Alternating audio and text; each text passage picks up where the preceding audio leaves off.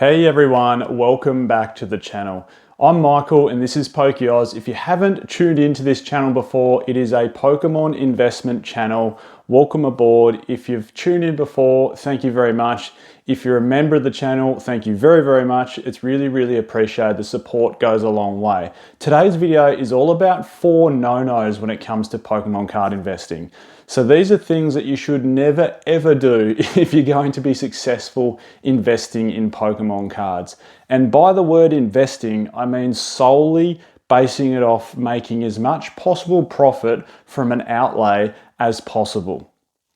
If you are new here though, or you do tune in before, one thing I will ask if you'd show some support to the channel just by clicking the like button and shoot me a comment down below. I try and get back to people as much as I possibly can. All those things help the algorithm of the video. So let's jump into number 1. This is the first tip that you should never ever do when you're investing in Pokemon cards. You should never ever try and chase your chase card. And I've got some really solid examples to show you as to why it makes no sense. So never ever try and chase your chase card. So what you should do instead is just buy your chase card. And look, there's the right time to buy it as well. And that's probably a topic for a different video if we're talking about singles and the price fluctuation and movement they have when they first come on the market versus maybe 3 months after release, versus 6 months after release, 12 months after release, 2 years after release, community sentiment. It's such a complicated machine, the supply and demand when it comes to singles. But let's just focus on one thing you should never ever do, and that is don't chase your chase card. And I said I'd have an example for you, and here it is. So let's say Twilight Masquerade has just come out. Or maybe it's been out for 6 months, or maybe we work off current pricing, whatever it might be. But your chase card is the Greninja. You really want to grab yourself that Greninja because you think it's a belter of a card and you think it would be awesome in your collection. And rather than buy it on eBay, you go, oh no, I'm feeling lucky. I'm going to go down to the local Target or Walmart or Kmart here in Australia or whatever your equivalent is in Europe or the UK, and buy some packs and chase myself that Greninja. I'm feeling lucky. I'm going to get it. And you don't. And that's what happens, isn't it? Chasing your chase card, it all sounds good in theory. And look, don't get me wrong. Look, I'm just talking about investing here. The thrill of the hunt and the chase of a chase card is what it's all about, isn't it? Like, imagine this. Imagine if you went into the casino and they said to you, you can pay us $100 and we'll give you a $100 chip. And that's your night over. And you go, well, hold on, that's a bit boring. I'd rather take my $100 with the chance of losing it all or possibly turning my $100 into $500. That's the thrill of the gamble, isn't it? But if we're solely talking about Pokemon investing, well, you should just buy your chase card. And like I was saying, so Twilight Masquerade, Greninja, okay, that's a $328 card. That's its current TCG player list price. If you tried to chase it, if you don't know the odds, these are the odds. So current booster box price, booster pack price, and look, I know there's cheaper ways to get booster packs. Maybe you could buy, of course, the whole booster box, but current booster pack price alone, like if you go into the shop, is $5.60 on TCG Player. The odds, so the pull rates of getting a specific special illustration rare is 1 in 941 for Twilight Masquerade. If you do some simple addition and multiplication, I should say, $5.60 times 941 packs is $5,269. Trying to chase your chase card, unless you get super lucky, and we all hear those stories, don't we? I see them every day, or people comment in my videos all the time. I went to the shop, I bought 1 packet of Surging Sparks and I pulled the Pikachu EX. I mean, that's awesome. It never happened to me personally. I'd never get that lucky, but some people do get lucky. But on average, it's saying it's going to take you 941 packs to pull that Greninja. You could open 1,300 packs and still not get it. Point being, don't ever try and chase and waste hundreds and hundreds of dollars trying to get your chase card. If you really want a card for your collection, just buy it. That's the first rule. Before we jump into number 2, I just wanted to give a shout out to today's video sponsor, which is the Shiny app. This is an awesome app. I'll leave the link in the description of the video to download it on Apple and Android. It's a collecting and investing app, so you can put your whole collection of singles and sealed product inside there. It'll give you total value of your whole collection. It'll show you percentage gains across time and how much money you've made, what your total inventory is worth. Updated pricing daily from TCG Player amongst other sources, so you get a really a really accurate price of what your singles and sealed products worth. You can filter by set now. Once you're inside the set, you can filter by price high to low and see, the top hits inside the set. It's really, really good for Pokemon card collectors and investors. So if you don't have it, please download it. If you do have it, please update it because there's always new updates coming out. Right, tip number 2, and this is a big one. And this is another singles piece of advice. Again, it sounds like a dating show. Sounds like a dating channel when I say that, don't it? The final 2 are bits of sealed advice, but these are the first 2 bits singles advice for all you singles out there. Geez, that's a absolutely terrible joke. Anyway, don't think, so never ever, this is tip number 2, never ever think you can control the singles market. And what I'm talking about here is predominantly buyouts.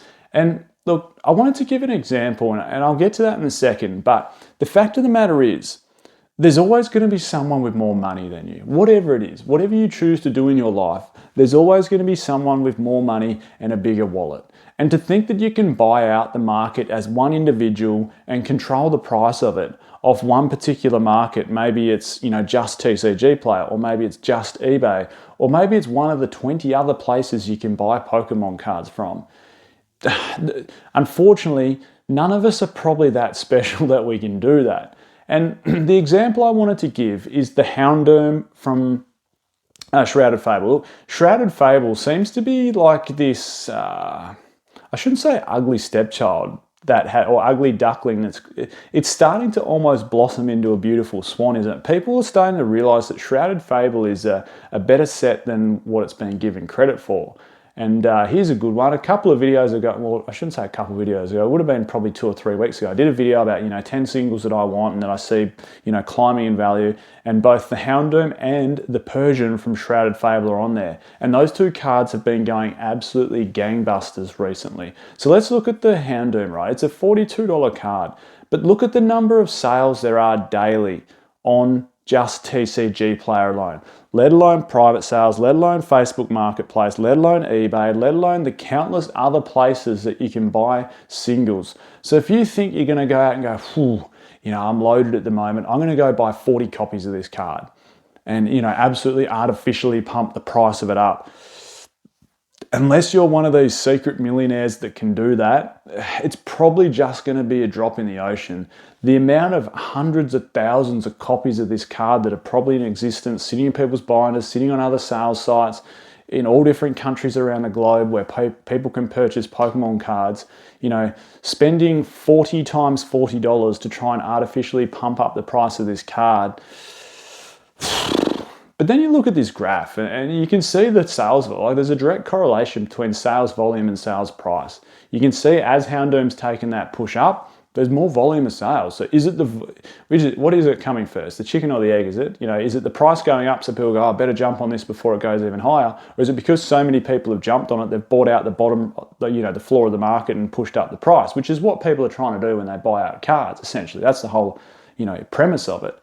But I guess the point I'm getting at is, when we see these almost artificial buyouts, and we've seen it before, and look, there can be influences, there can be external influences on singles pricing on cards. The biggest one is probably, influencers, and I'm talking the really big influencers. Remember when PokeRev made that comment about the Umbreon V, was it the Trainer Gallery? No, it wasn't the Trainer Gallery. It was just the regular V from Evolving Skies, and how quickly price launched up on that card. All of a sudden people are like, oh, well, the VMAX is too dear, but the regular V, I might jump on that.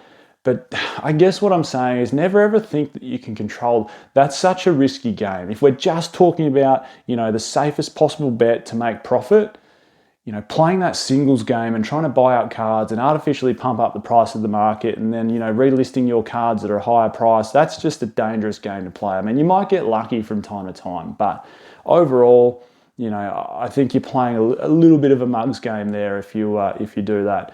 Tip number 3, and this is a sealed collection, so we're done with the singles advice, a sealed collection. And I've probably mentioned this in a fair few videos before, but don't buy bad collection boxes. A bad collection box will just sit and and sit. And I'm not saying they're all bad. There's certainly some good ones. Like I love the Shrouded Fable, Greninja and Kingdra, were they challenge boxes or collection boxes or whatever they were, those promos inside them are absolutely beautiful. So before we say don't buy them, and I'm going to show you some bad examples, let's talk good examples really quickly. So what makes a good collection box? It's really simple. It's got a good pack selection and an awesome promo, or maybe a couple of awesome promos. If it's got those two things and you want to have it as part of your collection, by all means go for it. But here's where collection boxes still get let down, even if they're a good collection box. But the bad collection boxes are just nowhere. So this is an example, Burning Shadows challenge box. So inside this, currently it's $32. And when did Burning Shadows come out? Was it 2018, end of 2017, either way. It's been out for like 7 years, Burning Shadows. And this box is $32 US. And it was probably had an RRP of $29.99 back in, 2018, 7 years ago. So this is, in other words, barely moved at all in 7 years. What's it got in it? Okay, it's got 2 packs, which aren't great. You might pull a Rainbow Charizard. It's bang or bust Burning Shadows. It's currently, its booster box price has pretty much been overtaken by every other Sun and Moon set, bar the absolute awful ones like Crimson Invasion. Anyway, and you get a couple of very average promos inside there and a theme deck, which no one really wants a theme deck, do they? Like, they are the worst investment. And to make matters worse, look at the sales data. There's been one sale on TCG Player of this collection box or the challenge box in the last 3 months. And if I push out to 12 months, there's been 7 sales. That's the hardest part, isn't it? Moving all that stock. You might think that you've picked up the best collection box, but then at some stage, you got to sell them. And that's, quite frankly, no matter how good it is, it's still not going to be as easy as selling a good booster box. It's just not. So in my eyes, never ever buy a bad collection box. That doesn't mean there are no good collection boxes, because there certainly are good collection boxes. And at the moment, I've even mentioned that you can pick up some collection boxes and the sum of all its booster packs inside it, when we're talking collection boxes that have Evolving Skies, Fusion Strike, Brilliant Stars, Lost Origin inside them, Chilly Reign, for example, the price of the packs alone add up to more than what the collection box cost is. So, I mean, good news all round if you want to go down that path, but don't invest in bad collection boxes. Final tip number 4, and this is a big one. Never ever scout product. And here's the biggest saying I'll have behind that. And it's a saying that I've been told years ago, and that is, fast money equals slow problems. Wrap that around your head for a little while. Fast problems, yeah, it'll probably produce fast problems, not slow problems, but fast money equals slow problems. And now here's an example of what I mean by this quote. I remember when 151, I think this is going back about maybe 12 months ago, and it got a booster bundle, restock, whether it was Costco or one of those big stockers in the US, and a local TCG store posted online, whether it was Instagram or TikTok, I can't remember exactly what it was. They posted their visit to the store, clearing all the stock off the shelves, so all 151 booster bundles, the whole pallet load, and then reselling it at their store for a greater price. And they were laughing and carry on, and the backlash they got, like, people, I think, were nearly coming to their stores with the flames and the pitchforks out. Like, it was just bad. And there's that saying, fast money equals slow problems. So in their world, they thought they could buy the whole pallet of something or someone else's whole supply and then resell it at a higher price. And look, that's one of the biggest issues we're having in the whole hobby or TCG at the moment. And you can go, well, that's just that. It's just supply and demand. It's just the market's hot. It's a bull market, and that's what happens in a bull market. And look, I've seen it in other industries. I work in the car industry, and we saw it over COVID. We saw the whole supply demand thing. We saw people buying cars to resell them.